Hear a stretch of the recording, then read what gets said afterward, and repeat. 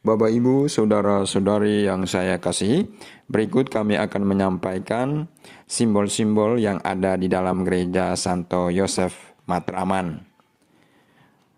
Bangunan gereja dimanapun berada menyimpan berbagai simbol atau lambang, seperti juga tradisi dan ritus Katolik yang syarat dengan simbol dan lambang.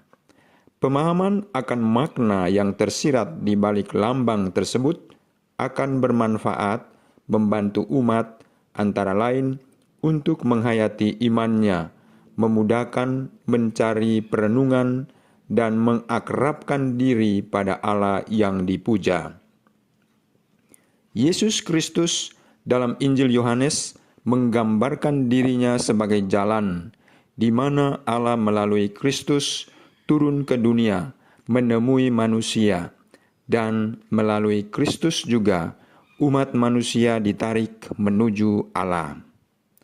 Konsep jalan menjadi sentral dan menjadi sumber inspirasi dan acuan bagi perancang interior Gereja Santo Yosef Matraman pasca renovasi. Desain interior ini menerapkan kombinasi beberapa konsep lain, yaitu konsep warna dan konsep pemilihan bahan dasar. Semua konsep tersebut mengacu pada jalan kehidupan umat Kristiani, yaitu jalan salib dan akulah jalan. Yohanes bab 14 ayat 6. Gereja umat Allah termasuk paroki Matraman pada dasarnya adalah sejumlah pesiara yang berjalan bersama menuju Allah. Perjalanan manusia umumnya dimulai dengan berbagai nuansa egoisme dalam perjuangannya menuju Allah. Digambarkan sangat jelas pada konsep jalan ini. Perjalanan manusia dimulai dengan kesadaran akan keberadaannya. Siapa kita dan di mana kita, dilambangkan dengan desain lantai. Perjalanan manusia yang belum tahu jalan menuju Tuhan digambarkan dengan putusnya pola lantai pada teras depan pintu utama gereja. Suatu ketika, kita yang telah mengenal jalan Allah, namun masih bimbang atau belum mau mengikuti Dia, digambarkan dalam pola bulat atau lingkaran yang merupakan ujung jalur ke altar. Untuk kesekian kalinya manusia terjebak dalam pola bulat dan aneka warna marmer menunjukkan keanekaragaman keinginan manusia yang terus melingkar-lingkar sambil mencari jalan menuju Allah. Sampai pada suatu saat, manusia akhirnya menemukan jalan Allah dan rela mengikutinya, maka ia masuk ke dalam jalur panjang menuju altar dengan warna kombinasi hanya kuning dan merah. Kuning merupakan warna kemenangan dan keagungan, kemenangan yang berasal dari pengorbanan berdarah, seperti warna merah pada tepian jalur menuju altar. Dari arah pintu gereja sebelah utara, alur yang sama berbelok arah, menggambarkan manusia yang telah mengetahui jalan Allah, namun masih tertarik mengikuti egonya dan kemauan sendiri. Perjumpaan dengan sesama dengan berbagai pengalaman rohani pada akhirnya akan membawanya berbelok menuju Allahnya. Perjalanan menuju Allah dan bersama Allah kembali sangat terasa kuat, tampak pada pola plafon berbentuk salib dari lumber siring kayu jati yang berbentuk salib megah menaungi seluruh lantai. Salib lumber siring ini juga terpasang pada jalur sebelah kiri gereja. Ketika Yahweh membimbing umat dalam perjalanan menyeberang gurun Sinai, Yahweh selalu menaungi umatnya dari panas terik dengan awan menggantung di langit. Selain lumber siring, plafon gipsum putih metah melambangkan keluasan tanpa batas dan kesucian rumah ibadat. Pola lantai ornamen bulat berbentuk bunga teratai dengan aneka warna yang melambangkan 8 penjuru angin, merupakan lambang perkembangan rohani manusia dalam perjalanan menuju Allah. Pola ini pun dapat dikatakan sebagai lambang kepenuhan cinta Allah melalui gerejanya kepada manusia. Pola 8 kelopak bunga teratai dalam lingkaran juga melambangkan 8 sifat alam.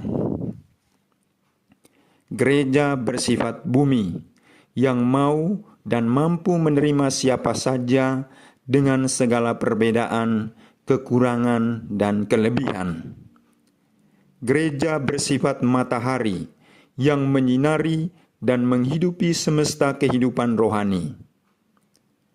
Gereja bersifat bintang yang menjadi pedoman arah, kompas bagi kehidupan masyarakat. Gereja bersifat sebagai bulan yang menciptakan kedamaian dan suasana sejuk dan aman. Gereja bersifat sebagai api yang memberi semangat, membakar semua noda dosa melalui pertobatan dan pengampunan. Gereja bersifat sebagai air yang memberi kesegaran, kehidupan, membasuh dan membersihkan, memuaskan dahaga akan kebenaran. Gereja bersifat bayu atau angin yang memberi kelegaan bagi yang tertindas, tertekan, dan dalam kesesakan. Terakhir, gereja bersifat langit yang menaungi semesta alam, melindungi siapapun dan apapun. Lingkaran dalam pola bulat ini berangkap 3 dapat dikatakan sebagai lambang keramat Tritunggal Maha Kudus. Pola-pola ini terletak pada lantai di setiap muka pintu gereja, pada tengah altar dan perpotongan jalur, pada langit-langit dan dinding sebelah utara gereja utama. Jika diperhatikan lebih jauh, maka jalur marmer kuning merah yang bercabang di depan altar nampak seperti kasula Kristus, lambang imamat dan kurban sejati di altar. Semua ornamen, jalur, dan warna semua berakhir pada altar. Altar adalah pusat peribadatan yang berpuncak pada tabernakel dan Kristus yang tergantung di kayu salib. Warna lantai altar hijau melambangkan kesuburan, kehidupan, dan pengharapan. Sepanjang tahun liturgi, warna hijau merupakan waktu terpanjang. Pada dinding relung altar tetap mempertahankan ornamen yang ada pada altar gereja awal. Ciri khas relung altar adalah nada kemuliaan dan pujian kepada Tritunggal Maha Kudus. Te invocamus, kami berseru kepadamu. Te laudamus, kami memuji Dikau. Te adoramus, kami menyembah Dikau. O Beata Trinitas, Tritunggal Maha Kudus. Di antara kalimat pujian yang terbuat dari bahan kuningan, tergambar pula lambang pengarang Injil. Manusia bersayap, lambang Matius, karena mengawali Injilnya dengan silsilah Yesus sebagai manusia sejak Adam.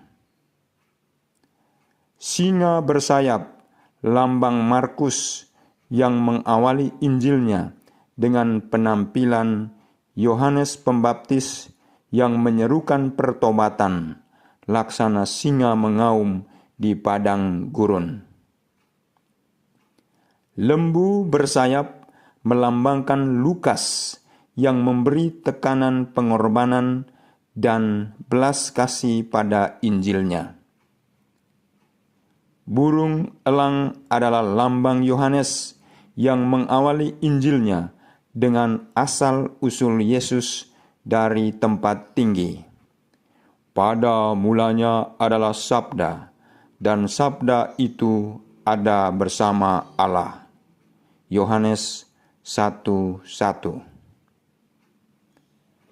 Tepat di tengah relung terdapat gambar bulir gandum dan anggur yang melambangkan korban Yesus yang sekali untuk selamanya. Warna altar selain didominasi dengan warna kayu jati, juga terdapat nuansa coklat melambangkan kehangatan dan roti. Warna merah anggur yang adalah warna darah kurban. Warna kuning lambang kemenangan Kristus. Meja altar, meja sabda, dan penyangga gong semua terbuat dari bahan kayu jati.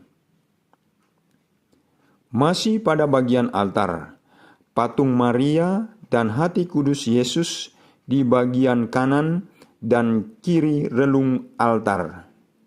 Yang tidak biasa adalah ukurannya yang setinggi 3 meter, terbuat dari fiberglass dan dibuat oleh Brata Galeri di Yogyakarta hanya dalam waktu 3 minggu.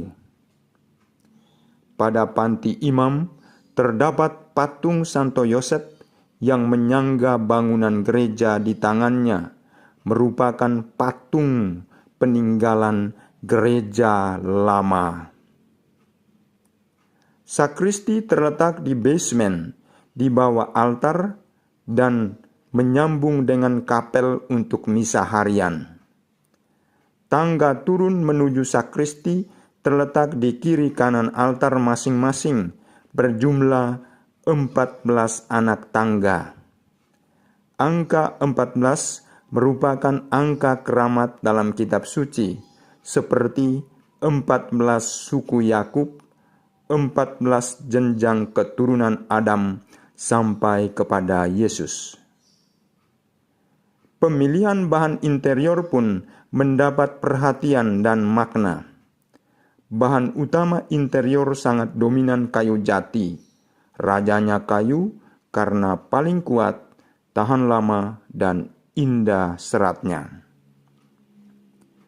Bangku gereja di lantai 1 terbuat dari kayu jati, sangat menyatu dengan keseluruhan interior, lumber siring salib, pagar altar, dan pintu-pintu. Lantai terbuat dari granit buatan yang melambangkan kepalsuan manusia. Sedangkan lantai altar terbuat dari marmer batu alam yang menunjukkan keaslian ilahi tanpa topeng kepalsuan. Ketika Salomo membangun bait Allah, ia memilih bahan-bahan terbaik, memilih arsitek terbaik, memilih tukang-tukang terbaik. Umat Matraman juga memilih yang terbaik dan mempersembahkan yang terbaik bagi tempat pertemuan mereka dengan Allah, termasuk pemilihan konsep interior. Dengan pemahaman akan lambang dan simbol konsep interior, diharapkan umat semakin memanfaatkan dan memelihara bangunan gereja sebagai bagian dari hidupnya.